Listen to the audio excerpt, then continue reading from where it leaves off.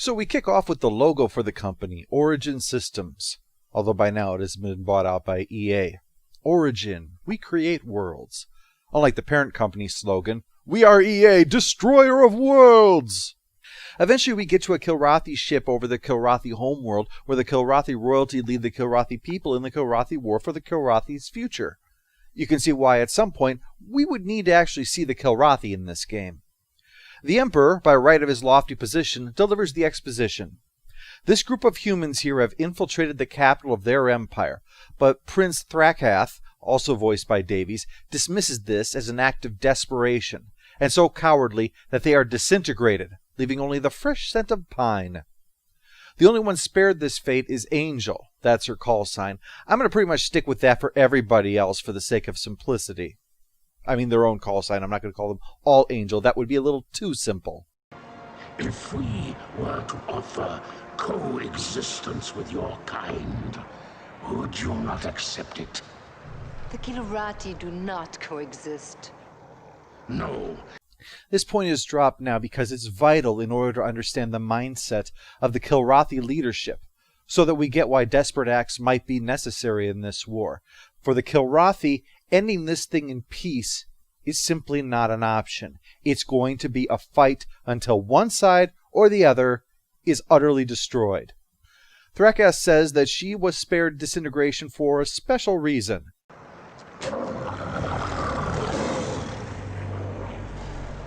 The human cannot appreciate the honor that I am about to bestow her. She is not only a great warrior. She can hock a loogie into a Dixie cup from 20 yards. She also happens to be the bunk buddy of their great adversary, the Heart of the Tiger. That's Christopher Blair, who at this moment is a bit put out already. This is the worst parking job yet, Paladin. Have you been drinking again? Huh? Paladin? What was it this time? Huh? Oh, it's 0530, laddie. The Concordia is a wreck. The second carrier Blair has been assigned to that's gone down, and Paladin also has no word on Angel. This is really not looking like Blair's day. To round it out, Admiral Tolwyn not only won't answer Blair's questions about Angel, but also assigns Blair to the Victory, a long past its prime carrier. Probably so that if Blair's bad luck with carriers continues, he won't be losing much. What I am trying to tell you, Colonel, is that things are looking up. Your last ship went down and your girlfriend is missing, presumed dead, but other than that, life is good. It's all part of his plan to take advantage of the great strides the Confederation has made, a remark that's in conflict with what Prince Meow Meow had said earlier about the tide turning the Kilrathi way. And it's not really possible for both sides in a war to be winning. Well, you've got more territory, resources, and forces, but we're ahead on points. The news suggests that it's the Kilrathi who are winning, with Confed underreporting things like, well, everything about the enemy, actually. It's so bad that a doomsday evacuation of Earth is rumored to exist, to resettle in a distant galaxy. Even that is going to leave a lot of people behind to face the Kilrathi invasion, turning the Sahara into a litter box and scratching up the Washington Monument. Savages. The question is, who would go? Who would be left behind? And most importantly, who is making these decisions? Coming up next, pets that look like famous celebrities. When Blair's shuttle lands at the Victory, he's greeted by Captain Ison, who's obviously in command, and his first officer, Hobbs, an old friend of Blair's from the previous game, who's now the second in command of this flying museum. But anti-Kilrathi sentiment naturally runs deep, and Hobbs has removed himself from flight duty since no one wants a Kilrathi wingman. Blair sorts that out by insisting that he'll fly with Hobbs until the others fall into line. And by fall into line, I mean do what they're told. Ison agrees to that. Blair's the wing commander, after all, much to the irritation of his old colleague, Maniac. Maniac's got a big mouth, but Blair is used to going toe-to-toe with him. Who I choose as my wingman is my prerogative. It's a privilege of rank. I'll bet you stay up late nights just polishing it, huh? No, as a matter of fact, I have majors who do that for me. And besides, if there's anyone who's probably familiar with polishing his own metals, it's Maniac. After filling Hobbs in on the situation, it's off to... Colonel Blair, report to the briefing room immediately. Colonel Blair... Oh, great. Captain Cockblock is always on duty. Come in, Colonel. So you're trying to make the moves on Flint. If you need any advice, let me know. I don't carry this pimp cane for nothing. Well, it's time to get to the first mission. You'll need to fly with Hobbs, of course, to show everyone that he won't shoot at them at the first opportunity. Then get to your bird, which will involve meeting Rachel, the mechanic.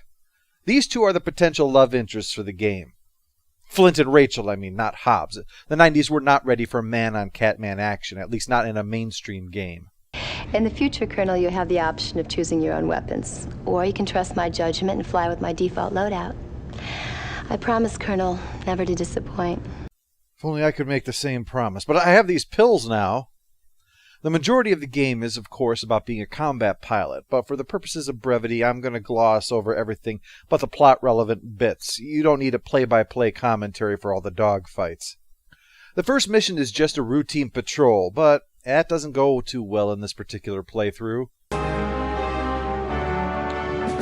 if that was any indication of your abilities, I must say I wonder how you got your reputation. Give me a break. The mission is probably just a tutorial. It's not like we were blowing up a carrier or assaulting a moon colony or something. I'm very sorry, old friend. I let you down. Damn right you did. You ever get near that cockpit again and I'm getting out the spray bottle. But regardless of how the mission goes, Hobbs is now officially part of the flight roster.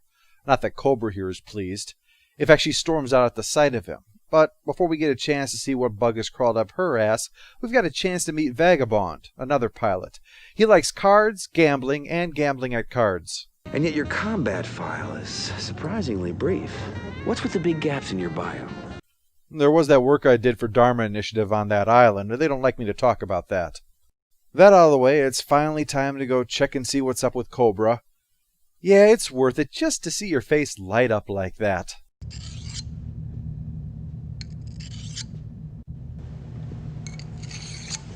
Let me guess, you're the morale officer. Ain't much to talk about, sir. You should have known better than to fly with it. Cobra is not a romance option. Shocking though it might be with that winning personality. Or later. Don't put me in a position of having to defend him. I won't do it. Why? Let's just say I'm hardwired that way. And nothing you do is gonna change that. Look, I'll try and keep you two separate on offensive assignments. I'm not asking for special favors. So you're going to tell me the conditions under which you'll fly, but don't want special treatment.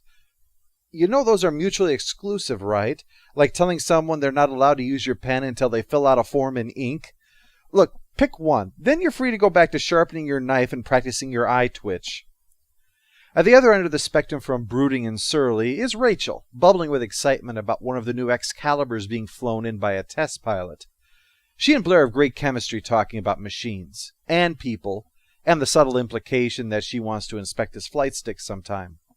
Speaking of flying, it's time for that next mission, escorting a civilian transport, because, goody, an escort mission is something said by no one in any game ever. There are a lot of civilian lives at stake here, girl. So try not to fuck it up again. This time goes much better, and that means that Blair is now the hot shit when he goes to talk to Flint. A conversation which is energetic. He hasn't picked her to be his wingman yet, and after a whole 2 missions, well, that's unacceptable. There might also be some innuendo in here. It's hard to tell if she's using flying as a euphemism for boning. At least Rachel makes it pretty clear when she's making a double entendre.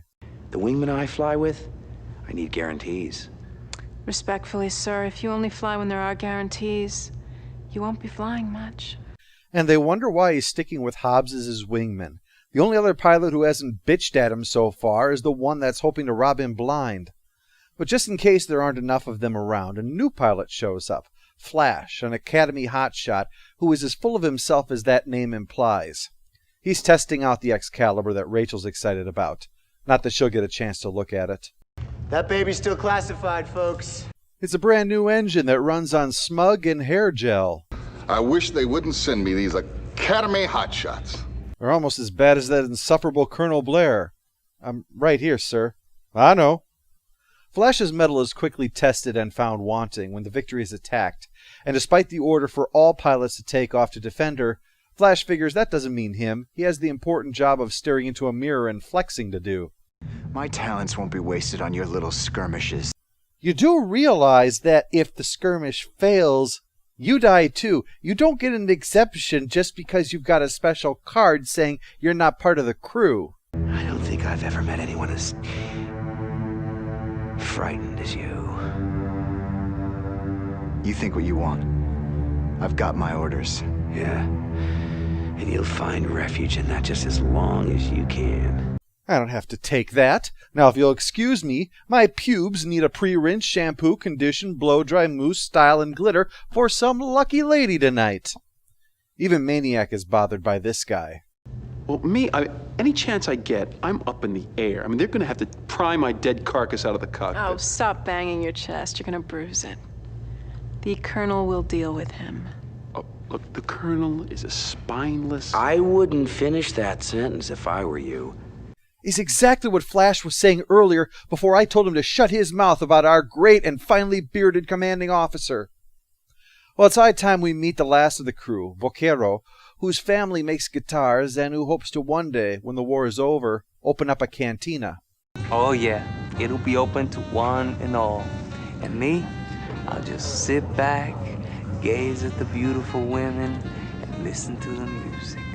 Great. Between this and the mid-90s haircuts, I've got Counting Crows stuck in my head now. After another mission, this time to sweep an asteroid field, Flash is in the hangar area, giving Blair an excuse to go over and mock his cowardice some more. Listen, old-timer, I don't have to take this from you. I think it's time to teach you a lesson. Meet me at the simulator at 0900 and we'll see who knows how to fly. Combat simulators don't prove anything. The only thing that really counts is out there, against the Kilrathi. Yeah, there's a rather obvious difference between a combat simulator and combat. Kind of like how maneuvering around cones in the parking lot isn't the same as racing in NASCAR. Being in the real situation is going to affect your performance. But if, like Flash, it's never been anything but simulators, you don't realize that the real threat and the real death that you're witnessing, the real asteroids you're dodging, and the scarily real missiles coming at you are going to make doing the right thing that much harder. Simulators are no doubt a help. It gets the muscle memory down and all of that, so in a pinch, you don't have to waste precious seconds knowing how to react to things. But as far as mastery goes, it's like saying you're the best lover simply because you've watched a lot of pornography. Blair stops in to visit his other biggest fan. Colonel? What, still? You won't be happy until that thing is the width of an ice pick. Cobra tells Blair the Kilrathi are using bioweapons, but since she won't elaborate, he decides he'd rather spend his time at his locker having a flashback about him and Angel on a beach. No bathing suits, we blew the budget on those coaster dispensers in the O Club. With that, it's off to visit Flint and discuss her backstory. After she's done talking about how awesome her homeworld was before the Kilrathi showed up, she starts complaining again about not being Blair's wingman. And this time it's definitely about flying. Sir, I have scores to settle here. I can't be on the sidelines for these engagements. So, Maniac is so named because of how he flies. Vagabond because he's a bit of a scoundrel. Cobra because she's full of venom. And you, Flint, whose name implies toughness, rigidity, solidity, are just constantly whining and griping that when you fly, you're not on the wing of the squadron commander. You're starting to make Cobra seem like the better romance option. She might have the disposition of a velociraptor and an obsession that a crate of medication couldn't put a dent in, but at least she's not so damn needy.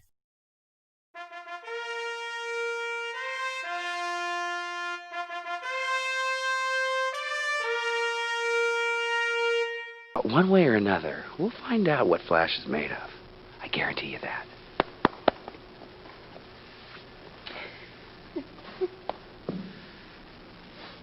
Isn't that the guy from Star Wars?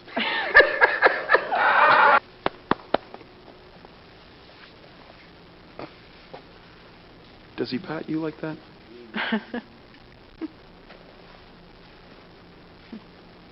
How long was he behind me? For a long time.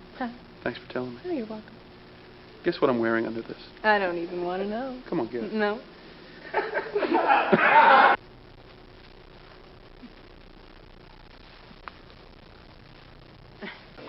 Middle of my scene, he starts going, no, hey, snap out of it, you know? By now, you probably have noticed how short a lot of these scenes are. This is because it's not just jump, cutscene, jump, cutscene. You actually go from place to place around the ship and choose to interact with people and objects, which triggers the scene. And this, plus also the pacing of the game, is why, while I applaud the effort to make this into a movie, it definitely does not work as a movie. One of the biggest is that, again, it's paced as a game, which means it does not have the pacing of a film at all. And that's not a slight against the game. You can hardly criticize it for not being something that it isn't. Just something to keep in mind if you seek out an edited version like this is. Also, a great deal of these snippets of conversation are there for character.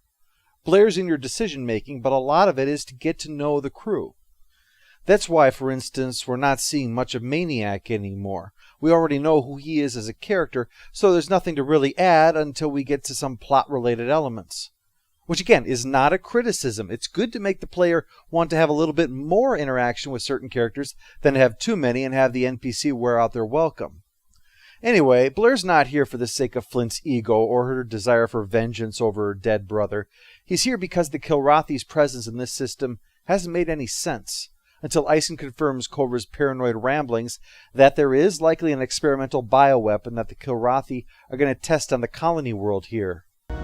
If the warhead's bio, the civilians of Wakanda 4 they'll die slow deaths from a ravaging disease, and all we'll be able to do is pull out of here as fast as we can. Now granted, I'm used to pulling out quickly, but only with the lady crew members around here.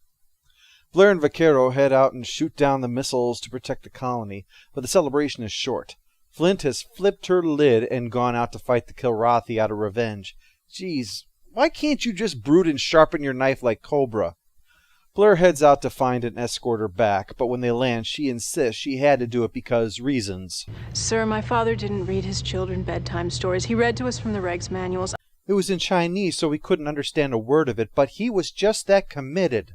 If every pilot pursues a private war, the Kilrathi triumph. Until further notice, you're grounded.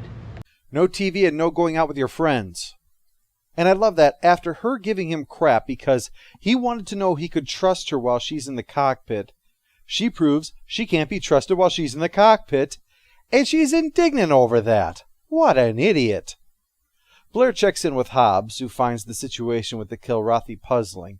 Their withdrawal from the system is a concept that even now, with his experience among humans, Hobbs still finds alien. There's something bigger going on, but no way to know what it is.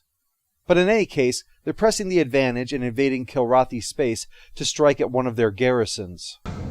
You need to nail every last one of them, Colonel. Consider them nailed, sir. God, I love that boy's spunk. Almost as much as the ladies on board love mine. To further show that even Cobra has her head on more straight than Flint, Blair heads out with her and takes out some heavy Kilrathi ships to help sweep the area. And not only is the mission a resounding success, but Cobra does not go running off to attack more Kilrathi. Yes, the one who looks like she sharpened a claymore down into a Bowie knife is less obsessed than you, Flint. Maybe stop and think about that while you're messing with your hair crimper, huh? Rachel is waiting for Blair when he gets back, and finally talks about that look in his eyes over Angel. She explains that her old flame had that same look after his wingman died and wouldn't listen to anyone, even her, about that. Until one day he hopped into his ship and headed towards the jump point. Yeah, hit a jump point just as the Kilrathi were coming through. There were a lot of fireworks. People were that glad he was gone? I mean from the battle. Oh, sorry. Well, they don't know what became of him, and she's afraid Blair's going to pull the same kind of thing one of these days if he doesn't find another, less suicidal way of working things out. He admits to her that he lost Angel, which is a significant thing in the story. This is the first time he's opened up about himself to a member of the crew, and shows the growing relationship between him and Rachel. That trip seems to have improved Cobra's mood immensely. We finally see her smiling afterwards, and Cobra rarely smiles unless she's watching footage of Kilrathi carriers blowing up while Yakety Sax is playing. She's anxious to get out there and kill some more Kilrathi. It's always nice to see someone find something to put a smile on their face, even if it is war and mayhem. Flint seems to be in a good mood too, despite the fact that she's off the flight roster. You know, when I was growing up, my father taught us about other campaigns, other wars. Weapons keep changing, but we can still learn from the past. Yeah. Take the Trojan Wars. That conflict also lasted generations. And we learn from that what exactly? That we'll need to defeat the Kilrathi with a giant horse, or that it's going to take 10 damn years to get back home once we've won? Blair's got another mission. You see these Kilrathi fighters that have suddenly left the main flock? They owe me money. Blair heads off, blows them up, and comes back victorious. Only now that he's back, Flint is back to bitching again. Maybe it was the drinks. If they had kept her liquored up, she'd stay out of trouble and out of everybody's hair. You made some nice moves on that last mission. Of course, one can only tell so much from aboard ship.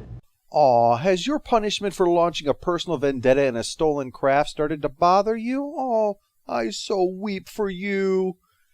And yeah, your pouting is definitely insured. You've learned your lesson. And we won't need to worry about you flaking out and running off like some terrier that just spotted a thrown tennis ball. Jackass. Blair finally gives in and puts her back on the flight roster, probably just to shut her up. Unlike everyone else, though, Vaquero's not too comfortable with this whole mission. Let me guess. You're an RV, right? RV, sir? Recreational vehicle. I plan to take you out into the desert and make meth in you. Vaquero's never operated behind enemy lines before, so he'll probably be happy to know the victory is getting the hell out of Dodge. That means heading to the hidden jump point. See, the fastest FTL system in Wing Commander is a little different than other works. It's something like the drives used in Isaac Asimov's Foundation books, in that it's more like you're just moving instantly between points A and B. But in this case, it has to be done at fixed points only, using a jump drive and only along the existing paths that exist. So this means that knowing the jump points in and out of a system is important, and if you don't want to get stuck there, you're going to have to pay attention. Well, they snuck into this area, but as the Victory finds out, the Kilrathi have not only found the new jump point, but found a way to make it disappear. Blair has to escort the Victory to the other jump point and hope that it's still there, and thankfully it is. But Thrakath is not happy when he learns of that escape, and he takes it out on Melek, who says, "Hey, it's the heart of the tiger, what can you do?" Thrakath decides it's time to play his ace in the hole and orders them to send the message, trademark. Meanwhile, Cobra is pissed off. Now, there's no real surprise there. We just left Kilrathi space, and that means less chance for her to kill Kilrathi. But she also rags on Hobbs over not telling them that Kilrathi know how to close jump points. Well, he insists he didn't tell them because that's not what happened. Ison thinks they somehow used a cloaking device to mask the jump point. So she moves on to her next point, and I don't like your face either. Blair has to step in and stand up for Hobbs in the face of this, and just in time for that signal to show up.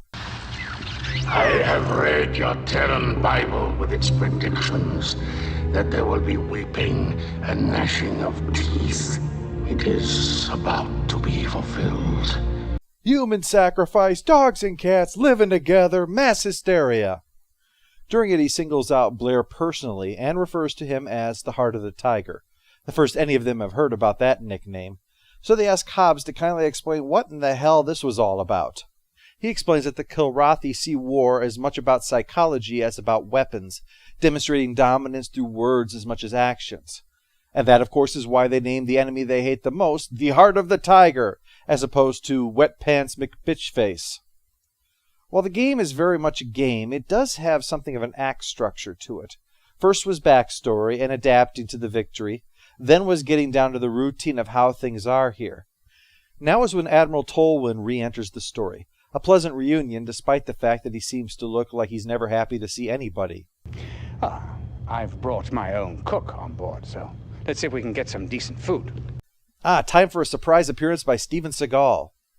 Tolwyn appears during the next mission briefing, and by appearing, I of course mean he's running the thing. We are currently en route to the Torgo system, where we will rendezvous with Destiny. Who's she, and can I bring my pimp cane? He introduces them to the top-secret Confederate ship, the Behemoth. It is basically a ginormous gun with engines on it. We would have liked another year or two for testing and development. And to make it look more like a giant penis, of course. This thing is powerful enough to destroy planets, which they need because the Kilrathi are winning the war, and as Thrakath had made clear before, if they succeeded, we'll not only be defeated, our race will be made to suffer horribly at their hands out of revenge and to serve as an example to other aliens not to cross the Kilrathi. Combined with the Kilrathi willingness to attack civilian targets with planet-depopulating bioweapons, And I think the point is clear that the Kilrathi are not nice people. This leads to a bit of sticking point for some people, and understandably so. How far is too far? When we are in war, niceties go out the window. But at the same time, some things are going too far. Torturing soldiers or civilians for information, as an example, is reprehensible. Deliberate killing of non-combatants is a crime by international treaty. And while no one likes it, there's a global understanding that in attacks, collateral damage is inevitable, and that while every effort should be made to limit it, it is virtually impossible to wage war without it.